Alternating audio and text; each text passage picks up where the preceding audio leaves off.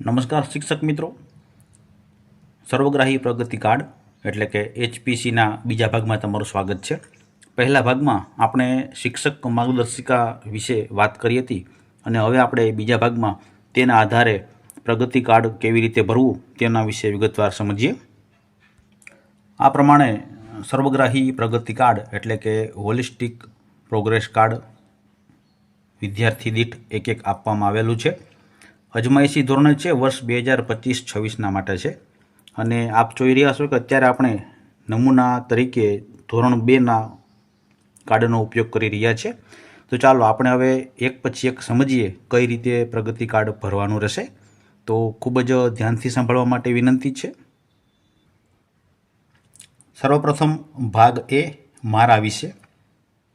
તેમાં વિદ્યાર્થીનું શરૂઆતમાં પોતાનું નામ આવશે, મારું નામ, પછી તેમના ગામનું નામ આવશે, મારો જન્મદિવસ, તેમના માટે શિક્ષકશ્રીએ વિદ્યાર્થીઓને જન્મ તારીખ કહેવી પડશે।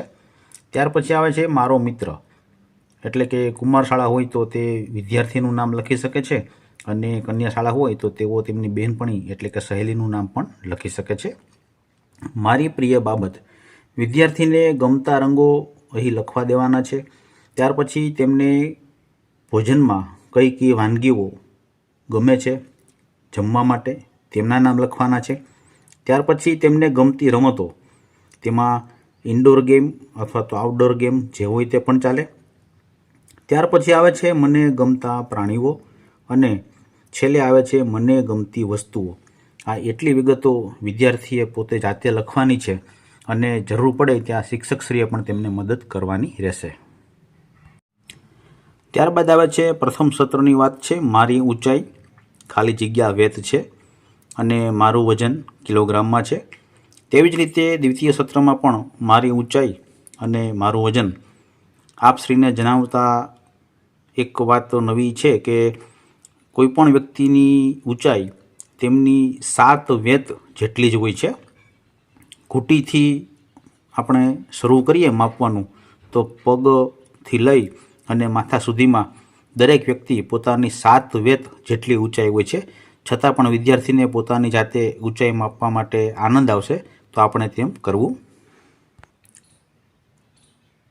ત્યાર પછીના પાના ઉપર છે આ હું છું। તેમાં વિદ્યાર્થીએ પોતાનું ચિત્ર દોરવાનું હોય છે પણ તે તો ખૂબ જ મુશ્કેલ થઈ શકે તો આપણે તેમને ફોટો ચોંટાડવા માટે પણ કહી શકીએ છીએ। આ મારો પરિવાર છે તો તેમાં પણ પરિવારના બધા સભ્યોના ચિત્રો દોરવા થોડાક મુશ્કેલ લાગે પણ વિદ્યાર્થી પોતાની રીતે દોરતા હોય તો તેમને દોરવા માટે કહેવું અને તે દોરવા માટે અસમર્થ હોય અથવા તો બરોબર તેમને ફાવતું ન હોય તો આપણે તેમના પરિવારનો ફોટો લગાડવા માટે કહી શકીએ। ઘણી વખત સ્થાનિક પરિસ્થિતિ એવી હોય છે કે આ પરિવારના ફોટા માટે આપણે વિદ્યાર્થીઓને વધુ પડતો ફોર્સ એટલે કે દબાણ ન કરવું, પરિસ્થિતિ મુજબ તેમાં કામ કરવું। ત્યારબાદ હવે આવે છે ભાગ બી, ક્ષમતા આધારિત મૂલ્યાંકન। તેમાં આપણે અહીં ક્ષમતા આપેલી છે, તેમાં અધ્યયન નિષ્પત્તિ આપેલી છે, સામે સત્ર 1 અને સત્ર 2 તેમની વાત કરવામાં આવી છે। હવે આપણે અહીંયા વાત કરીશું શારીરિક વિકાસની। તેવી રીતે અલગ અલગ પાસાઓ આપેલા છે, સામાજિક, ભાવનાત્મક અને નૈતિક વિકાસ। આ બધાની માહિતી માટે તમે શિક્ષક માટેની માહિતી છે તે પુસ્તિકાનો ઉપયોગ કરી શકો છો। તો આપણે તેમાં પણ એક નજર કરી લઈએ। શિક્ષકશ્રીને માર્ગદર્શિકા માટે અહીં આપેલા છે પાસાઓ। એક છે શારીરિક વિકાસ, બીજું સામાજિક, ભાવનાત્મક અને નૈતિક વિકાસ, ત્રીજું જ્ઞાનાત્મક વિકાસ, ચોથું ભાષા અને સાક્ષરતા વિકાસ, પાંચમું કલાત્મક અને સાંસ્કૃતિક વિકાસ અને છઠ્ઠું છે અધ્યયનની સકારાત્મક આદતો। તો ચાલો આ મુજબ આપણે હવે કેવી રીતે કામ કરવું છે તેની વાત કરીએ। દરેક અધ્યયન નિષ્પત્તિ જે છે તેના આધારે વિદ્યાર્થી સત્ર 1માં તેમની સ્થિતિ શું હતી અને સત્ર 2માં તેમની સ્થિતિ શું છે તેમના વિશે આપણે વાત કરવાની છે। આપણે યાદ રાખીએ કે દરેક અધ્યયન નિષ્પત્તિ સમય જતાં વિકાસાત્મક આવર્તનમાં ફેરવાતી હોય છે। એટલે કે બાલવાટિકામાં જે વિદ્યાર્થીની ક્ષમતા અથવા તો અધ્યયન નિષ્પત્તિ હોય તે ધોરણ 1માં થોડો વિકાસ થાય છે અને ધોરણ 2માં તેમાંથી પણ આગળ વધે છે। તો હવે આપણે આ જે સત્ર 1નું અહીંયા ખાનું ખાલી છે અને સત્ર 2નું ખાનું ખાલી છે તેમાં શું કરવું તેમના વિશે આપણે વાત કરીએ. આપણે વિદ્યાર્થી પ્રગતિ રજિસ્ટરમાં જે કોઈ પણ વિદ્યાર્થીની અધ્યયન નિષ્પત્તિ સિદ્ધ થઈ ગઈ હોય તેમાં આપણે જો સિદ્ધ થઈ ગઈ હોય તો બોલપેનથી એ લખતા હતા અને થોડી ઘણી કચાશ રહી ગઈ હોય તો બી અથવા સી પેન્સિલથી લખીએ છીએ. અહીં થોડી રીત જુદી છે. અહીં તમને આ 3 ચિહ્નો આપવામાં આવેલા છે. એમાં એમ લાગે કે વિદ્યાર્થી નબળું છે તો તેના માટે બિગનર ઝરણું શબ્દનો પ્રયોગ કર્યો છે અને આ રીતની નિશાની આપવામાં આવેલી છે. તેમનો મતલબ એમ છે કે વિદ્યાર્થી છે તે તેની ક્ષમતા અથવા તો અધ્યયન નિષ્પત્તિ સિદ્ધ કરવામાં શિક્ષકની અથવા તેમના સહાધ્યાયીની એમને જરૂર પડે છે. ત્યાર પછીનું બીજું સ્ટેપ છે પ્રોફિશન્ટ, એટલે કે પર્વત, ત્રિકોણાકારના પર્વતની નિશાની કરવાની છે. અને તેનો મતલબ એમ છે કે વિદ્યાર્થી ક્ષમતા અને તેને આધારિત અધ્યયન નિષ્પત્તિ સિદ્ધ કરવા માટે શિક્ષકની તેમજ સહાધ્યાયીની થોડી મદદની જરૂર છે. એટલે કે મધ્યમ કક્ષાની આ અધ્યયન નિષ્પત્તિ આવશે આમાં. અને છેલ્લું છે એડવાન્સ્ડ, આકાશ, સ્ટાર એટલે કે તારાની નિશાની છે. અધ્યયન નિષ્પત્તિ જે કાંઈ પણ હોય તેમાં વિદ્યાર્થી છે તે સારી રીતે સિદ્ધ કરી શકતા હોય કોઈની પણ મદદ વિના, તો તેમના માટે આ નિશાની આપવામાં આવેલી છે. આપણે ઉદાહરણ તરીકે એક ક્ષમતા લીધેલી છે સી 8.5. સ્થાન કિંમતની સમજ સાથે 99 સુધીની સંખ્યાઓને ઓળખે છે અને તેનો ઉપયોગ કરે છે. શરૂઆતના પહેલા સત્રમાં તે વિદ્યાર્થી માની લો કે ઝરણું તેવી તેમની સ્થિતિ હોય તો બીજા સત્રમાં તેમની સ્થિતિ તેનાથી આગળ વધી ગઈ છે અને પર્વતની સ્થિતિ આવી ગઈ છે. એવું જરૂરી નથી કે દરેક વિદ્યાર્થીની સ્થિતિ દરેક સત્રમાં ઉત્તરોત્તર વધતી રહે, પણ તે જળવાઈ રહે અને ધીમે ધીમે તેમાં વિકાસાત્મક આવર્તન થાય તેવા પ્રયત્નો દરેક વર્ગ શિક્ષકે કરવાના રહેશે. શિક્ષક મિત્રો, આવી રીતે આપણે ક્ષમતા આધારિત મૂલ્યાંકનમાં આ દરેક બાબતોમાં આ 3માંથી કોઈ પણ એક નિશાની સત્ર મુજબ આપણે વિદ્યાર્થીઓ માટે મૂલ્યાંકિત કરવાની છે.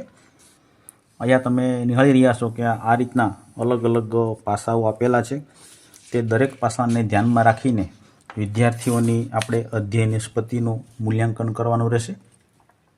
આપણે અગાઉ વાત કરી તે મુજબ 6 પાસાઓને ધ્યાનમાં રાખીને આ બધા વિધાનો અહીં રજૂ કરેલા છે.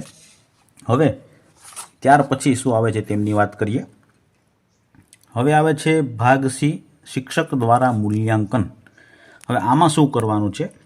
આમાં તમે જોઈ શકતા હશો કે સારી બાબતો, પડકારરૂપ બાબતો અને સુધારાલક્ષી સૂચનો, સત્ર 1 અને સત્ર 2, આ 6 ખાના આપવામાં આવેલા છે. તેમાં આપણે શું કરીશું તેની વાત કરીએ. આ બધી માહિતી ભરવા માટે આપણે શું ધ્યાનમાં લેવાનું છે? વિદ્યાર્થીઓના કરેલા કાર્યના રેકોર્ડ્સ, નમૂનાઓ, ચેકલિસ્ટ, પોર્ટફોલિયો અને વર્કશીટ, આ બધાનો ઉપયોગ તમે કરી શકો છો. તેવી જ રીતે ભાગ બી અને ભાગ સી બંનેના મૂલ્યાંકન જ્યારે શિક્ષકશ્રી કરતા હોય ત્યારે બંને વચ્ચે અનુસંધાન હોવું ઈચ્છનીય છે. અને ત્યાર પછી તે માતા પિતા અને અન્ય શિક્ષકોને બાળકોની શીખવાની પ્રગતિ વિશે ઊંડાણપૂર્વકની જાણકારી મેળવવામાં મદદરૂપ થશે. આપણે એક વાત ધ્યાનમાં રાખવાની છે કે અહીં વિદ્યાર્થીઓની જે કંઈ પણ બાબતો છે, સારી બાબતો છે કે સુધારાલક્ષી બાબતો છે, એ દરેક બાબતો આપણે શબ્દોથી વિગતવાર ટૂંકી નોંધ કરવાની છે, જે વિદ્યાર્થીઓ માટે પણ ઉપયોગી થાય અને તેમના વાલીઓ માટે પણ ઉપયોગી થાય. ચાલો, હવેનો ભાગ આવે છે વાલી પ્રતિભાવ. તો આપણે તેમના વિશે વાત કરીએ.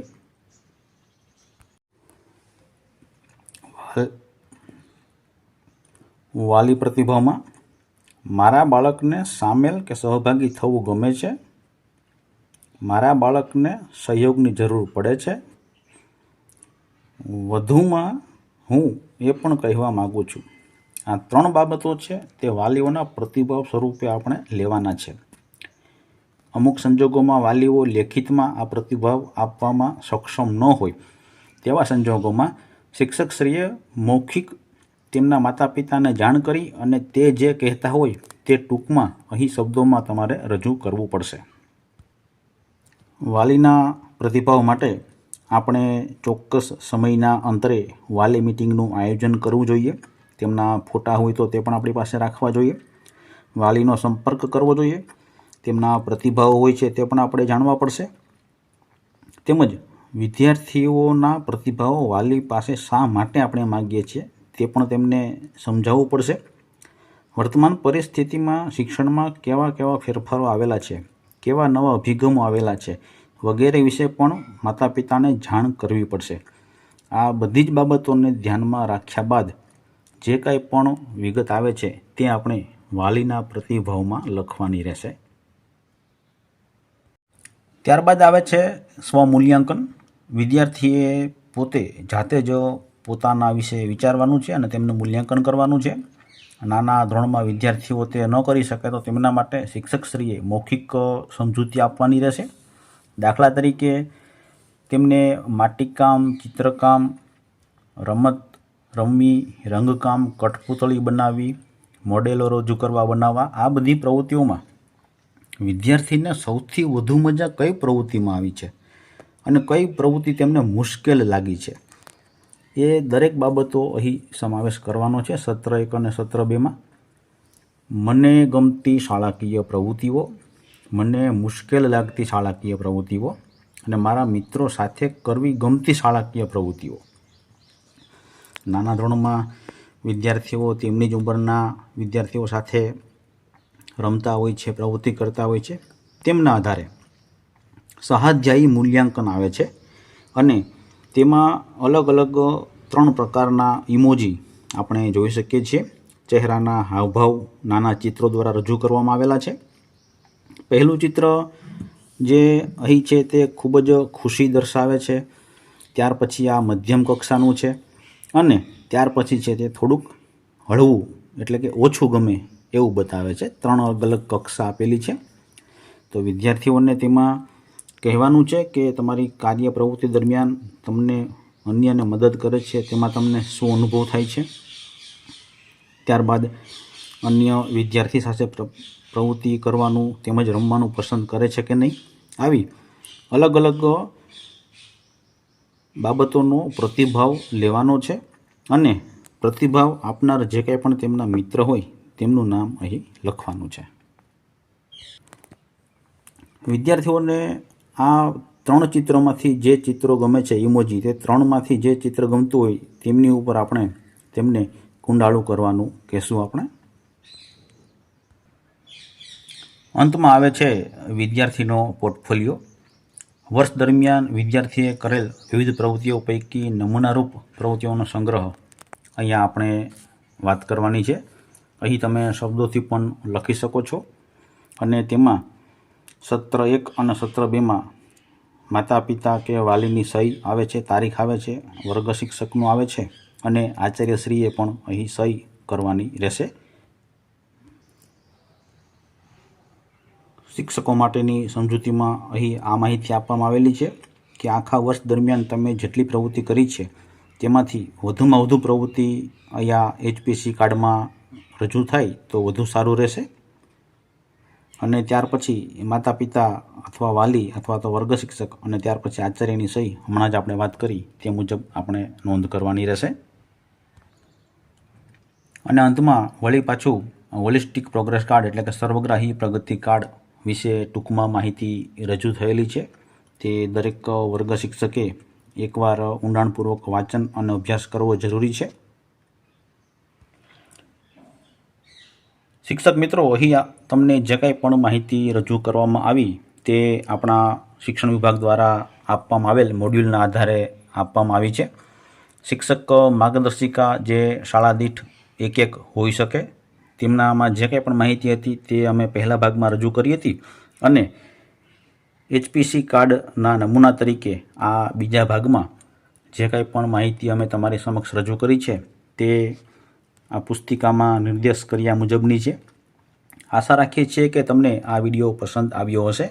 તો હવે પછીના વધુ વિડીયો નિહાળવા માટે અમારી ચેનલને સબસ્ક્રાઈબ જરૂર કરશો જેમ જેમ સમય મળીએ અમે નવા નવા વિડીયો તમારી સમક્ષ અપલોડ કરતા રહીશું અને સમગ્ર ગુજરાતમાંથી અમારા દર્શક મિત્રો વધી રહ્યા છે તેમનો અમને આનંદ છે. તો હવે પછી ફરી મળીશું નવા વિડીયો સાથે, નવા વિષય સાથે. ત્યાં સુધી રજા આપશો. આવજો.